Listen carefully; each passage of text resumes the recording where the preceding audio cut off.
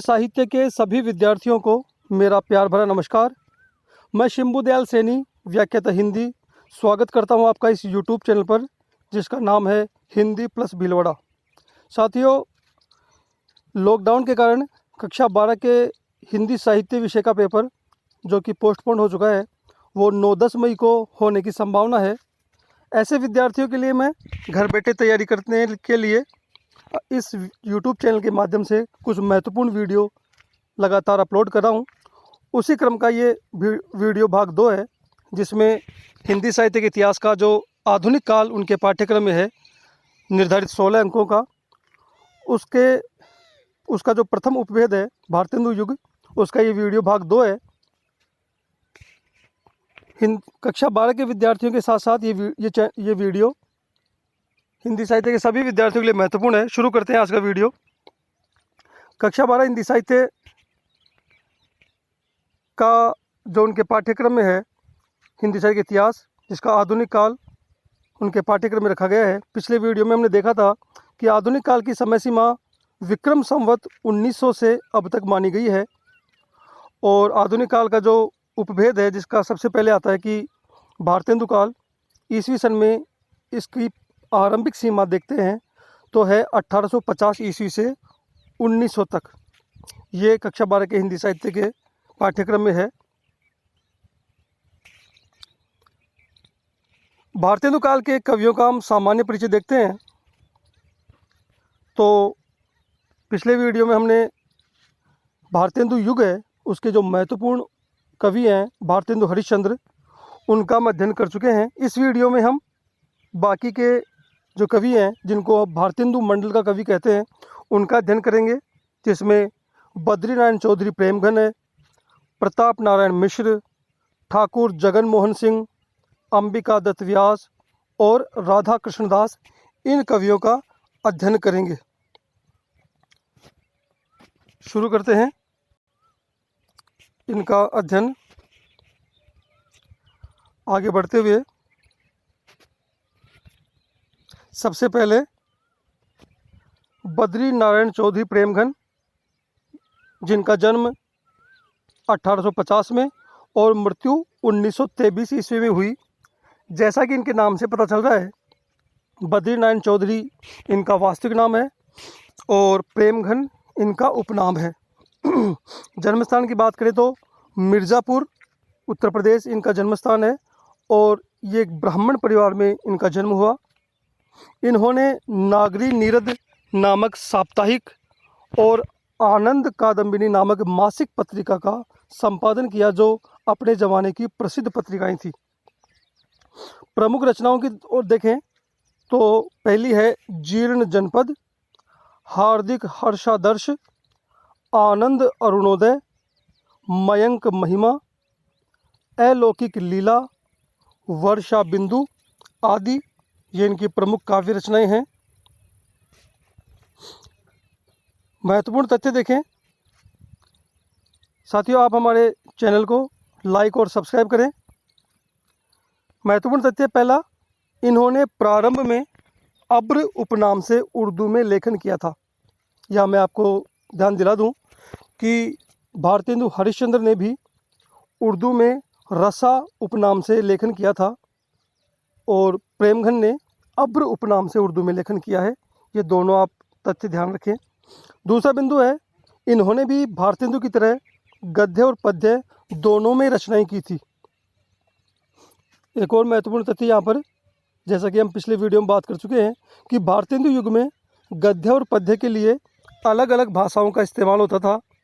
पद्य के लिए खड़ी बोली हिंदी, पद्य के लिए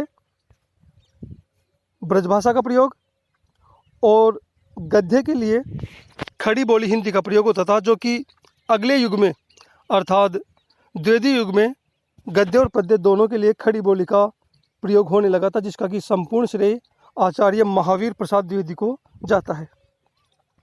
तीसरा महत्वपूर्ण तथ्य है, बद्रीनारायण चौधरी प्रेमघन की कविताओं में श्रृंगार रस के साथ साथ जातीयता, समाज दशा और देश प्रेम की अभिव्यक्ति हुई है। अगले कवि हैं प्रताप नारायण मिश्र, जन्म 1856 ईस्वी, मृत्यु 1894 ईस्वी।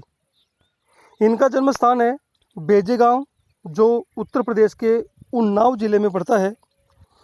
इनकी प्रमुख रचनाएं देखते हैं: प्रेम पुष्पावली, मन की लहर, लोकोक्ति शतक, तृप्ताम, श्रृंगार विलास आदि। महत्वपूर्ण तथ्यों की बात करें तो इन्होंने ब्राह्मण नामक पत्रिका का संपादन किया। उस काल के लगभग सभी कवियों ने एक या दो पत्रिकाओं का संपादन सबने किया है। तो प्रताप नारायण मिश्र से ही पता चल रहा है कि ये ब्राह्मण है। तो एक सामान्य ट्रिक से हम याद कर सकते हैं कि प्रताप नारायण मिश्र अर्थात ब्राह्मण, और इन्होंने ब्राह्मण पत्रिका का संपादन किया। दूसरा बिंदु है, इन्होंने हिंदी, हिंदू, हिंदुस्तान का नारा भी दिया था। कई किताबों में ये कन्फ्यूज वाली स्थिति बनती है कि ये नारा भारतेंदु ने दिया था, लेकिन सही तथ्य देखें तो हिंदी, हिंदू, हिंदुस्तान का नारा प्रताप नारायण मिश्र ने दिया था। तीसरा महत्वपूर्ण बिंदु है, आचार्य रामचंद्र शुक्ल ने प्रताप नारायण मिश्र को श्रेष्ठ निबंध लिखने के कारण हिंदी का एडिशन कहकर पुकारा था। एडिशन अंग्रेजी भाषा के प्रसिद्ध निबंधकार हैं। तो उसी प्रकार के श्रेष्ठ निबंध हिंदी में प्रताप नारायण मिश्र ने लिखे हैं, इसीलिए शुक्ल ने इनको हिंदी का एडिशन कहकर पुकारा। इनकी रचनाओं में देश दशा, राजनीतिक चेतना तथा हास्य व्यंग्यात्मक शैली दिखाई देती है। साथियों, आप हमारे चैनल को, जिसका नाम हिंदी प्लस भीलवाड़ा है, उसको लाइक और शेयर करें ताकि अधिकाधिक विद्यार्थियों तक हमारा वीडियो पहुंच सके। आगे बढ़ते हैं। अगले कवि हैं ठाकुर जगमोहन सिंह, जन्म 1857 से लेकर मृत्यु 1899।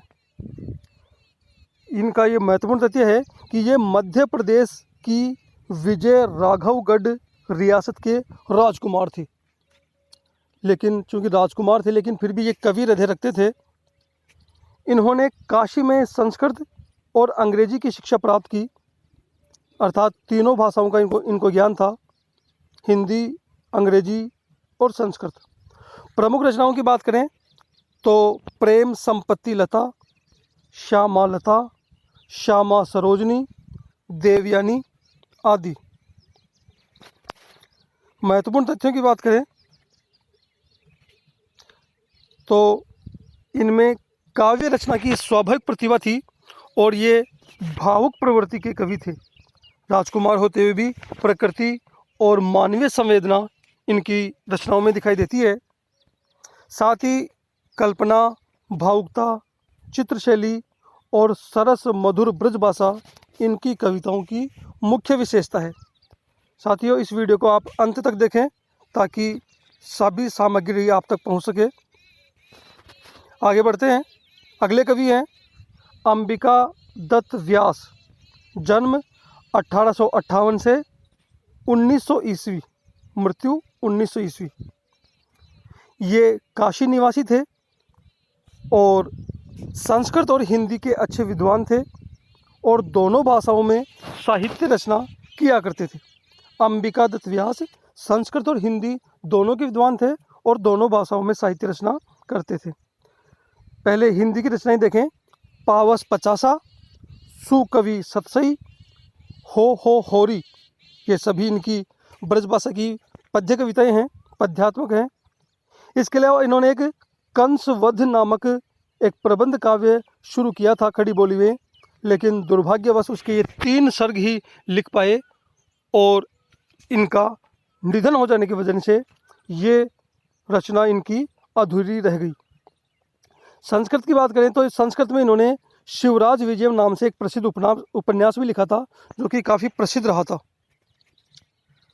आगे बढ़ते हैं महत्वपूर्ण तथ्यों की ओर।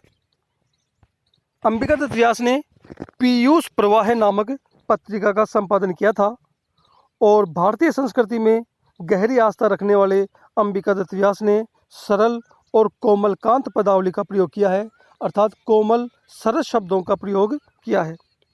साथियों, वीडियो को कक्षा 12 के विद्यार्थियों को शेयर करें ताकि वो लाभान्वित हो सके।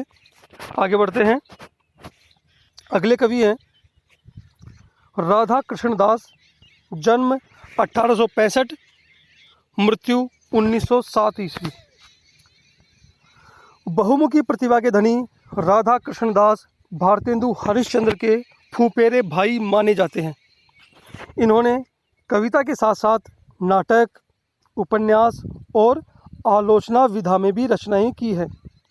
प्रमुख रचनाएं इनकी देखें राधा कृष्ण दास की तो भारत बारहमासा, देश दशा, राम जानकी आदि, ये इनकी 3 प्रसिद्ध रचनाएं हैं। आगे देखते हैं राधा कृष्ण दास के बाद है महत्वपूर्ण इनके तथ्य। इन्होंने रहीम दास द्वारा रचित दोहों का कुंडलियाँ छंद में भाव विस्तार किया। जैसा कि हम जानते हैं कि दोहा छंद 2 पंक्तियों में लिखा जाता है, जबकि कुंडलियाँ छंद 8 पंक्तियों में लिखा जाता है। तो इन्होंने उन्हीं भावों को विस्तार देकर कुंडलियाँ छंद में किया। इनकी समस्त रचनाएं राधा कृष्ण ग्रंथावली के नाम से संकलित की गई हैं। इन वीडियो के अलावा मैं कुछ टेस्ट सीरीज़ भी कक्षा 12 के विद्यार्थियों के लिए बना रहा हूं। यदि आप चाहें तो नीचे डिस्क्रिप्शन बॉक्स में मुझसे कांटेक्ट कर सकते हैं। कक्षा 12 के लिए अब तक लगभग 7 वीडियो अपलोड हो चुके हैं। आप डिस्क्रिप्शन बॉक्स में उन 7 वीडियो को देख सकते हैं। तो ये भारतेंदु काल के अन्य कवि का हमने अध्ययन किया, जिन्हें हम भारतेंदु मंडल का कवि भी कहते हैं। साथियों, हिंदी साहित्य, व्याकरण और अन्य महत्वपूर्ण जानकारी के लिए हमारे YouTube channel Hindi plus Bhilwara को लाइक और सब्सक्राइब करें, अन्य साथियों को शेयर करें।